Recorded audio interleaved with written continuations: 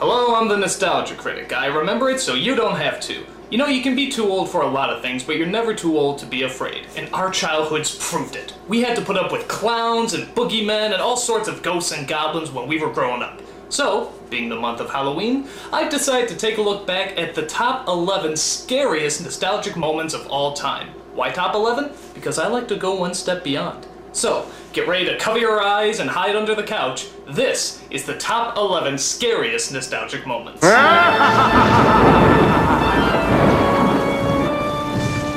Number 11.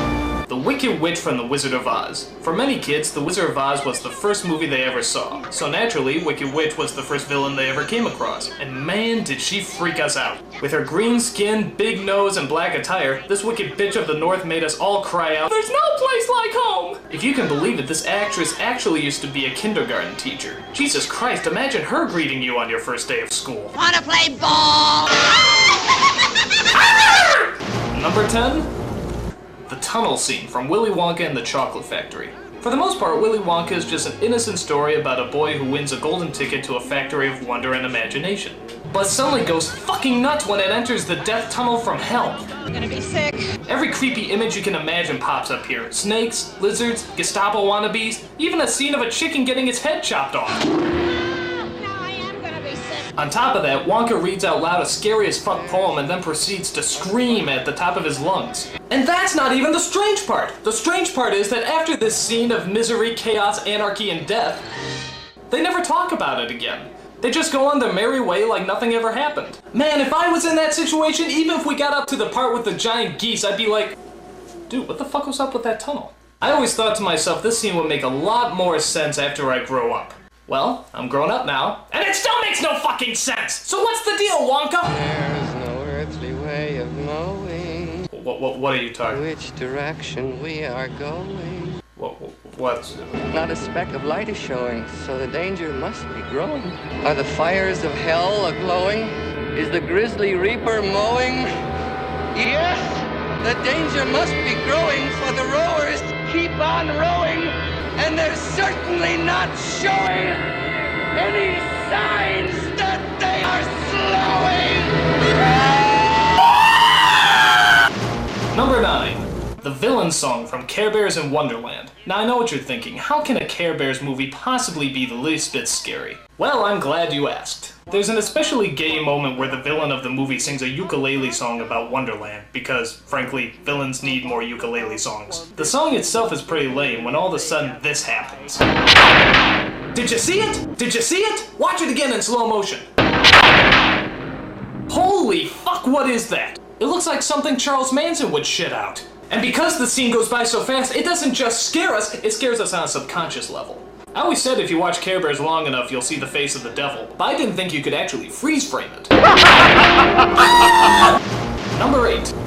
The Headless Horseman from The Legend of Sleepy Hollow. This is the epitome of a gothic cartoon. It has great atmosphere, creepy visuals, and a dark storyline. But it's the Headless Horseman that everyone remembers, with his creepy laugh, flaming pumpkin, and of course the absence of a certain facial feature. He gave us all the willies, but this scene in particular got us all creeped out. The Headless Horseman. He had every kid ducking for cover. Number 7. The Snake from Beetlejuice. Even though Beetlejuice was a comedy, it was filled with ghastly images that made kids jump joyfully out of their seats. The creepiest scene being when Beetlejuice transforms into a snake and starts tossing people around the room. We come for your daughter, Chuck. It was big, dark, creepy, and made us all shit ourselves with fear. This snake had us all rattling under the covers. He likes it. Number 6. Ghostbusters. Just Ghostbusters. Everything about these films had creepy written all over it. And when your job requires you to do nothing but hunt down ghosts and goblins that plague your town, chances are you're gonna see some scary stuff. The two scariest scenes in particular are when Sigourney Weaver is transformed into a ghostly demon. Am I the only one that feels like this hand's copping a feel? And the scene where her baby is taken away by a spiritual nanny played by Peter MacNicol. Peter MacNicol is already pretty scary. Now imagine him in drag trying to play a Mary Poppins pedophile from hell, and you got yourself a pretty nasty image. Whichever scene scared you the most, the Ghostbuster movies definitely rate a 9.5 on the scary shit-o-meter. Number 5. The Child Catcher from Chitty Chitty Bang Bang. Good God, was this guy creepy. When your parents said stay away from strangers with candy, this is probably the person they were talking about.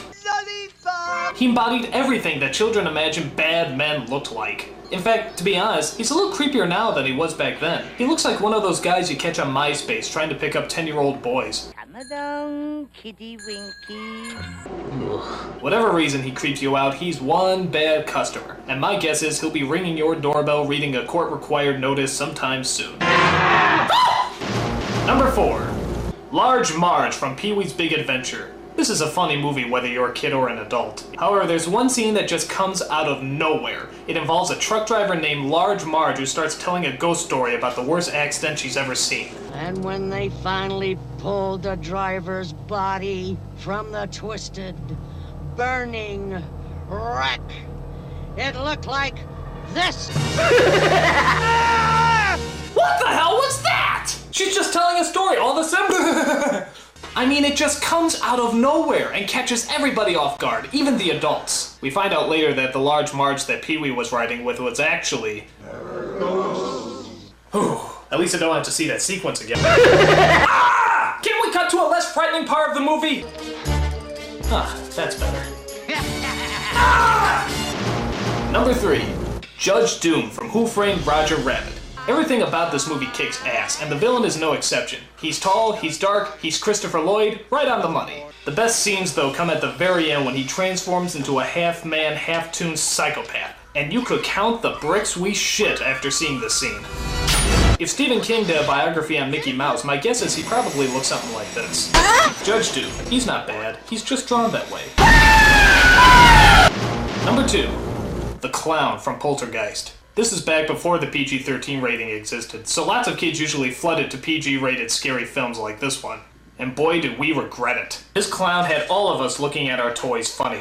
I used to have a Ninja Turtle doll that I shot! For the most part, the clown does nothing throughout the entire movie, but all the kids are watching it saying, "Yeah, I know you're up to something." Oh, cut the crap! We both know you're alive! We had to wait the whole entire movie for this thing to do something. And even though we waited an hour and a half for it, we still weren't ready. And the number 1 scariest nostalgic moment is... the Banshee from Darby O'Gill and the Little People. With her ghostly image, hideous complexion, and terrifying howl, the Banshee was one of the scariest images that no kid should ever have to see. If you haven't seen this movie, you should. It's pretty good by Disney standards. It has great atmosphere, good characters, and it's the only film you'll ever hear Sean Connery sing. Seriously. She is my dear, my darling one, my smiling and big island one. And if that's not scary enough for you, the Banshee surely is. Now, the effects in this movie range from ingenious to insufferable, and the Banshee is no exception. Most of the time she moves very gracefully, but other times she kind of moves like a go-kart. In fact, she's not even on screen for very long. The rest of the scene focuses on the death coach, which is pretty damn creepy too. But it's the eerie presence of the Banshee that gets our blood boiling, even to this day. In fact, there's one scene at the end that still continues to scare the shit out of me, even to this day. In fact, I usually end up running out of the room screaming. I'm so terrified, I don't even get to finish the rest of the scene. But not today. Today, seeing how it's Halloween, I'm gonna stand up for myself, gonna confront my fears, and I am gonna watch this scene all the way through. There's that creepy howling outside. There he goes, about to open the door. Here it comes!